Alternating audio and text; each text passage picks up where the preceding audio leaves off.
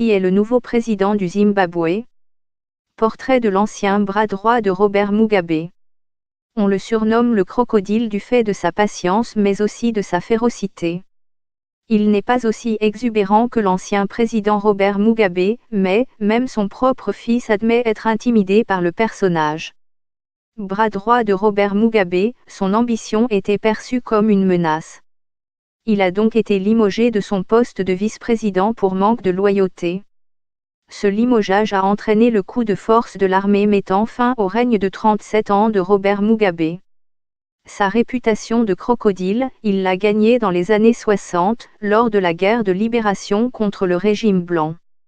Avant de prendre part à la lutte pour l'indépendance, il a été formé dans des camps militaires de Chine et d'Égypte. En 1965, il est jeté derrière les barreaux, pour avoir fait exploser un train. En prison, il est passé à tabac par les forces de Rhodésie. Dans cette attaque, il perd l'usage de son oreille gauche. C'est en prison qu'il rencontre Robert Mugabe.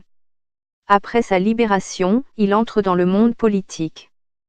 Emmerson Mnangagwa aide le Zimbabwe à gagner son indépendance en 1980 et devient ministre de la Sécurité de Mugabe. Pendant la guerre civile, les forces sous son contrôle tuent 20 000 membres de la communauté Ndebele. Des faits qu'il nie accusant plutôt l'armée.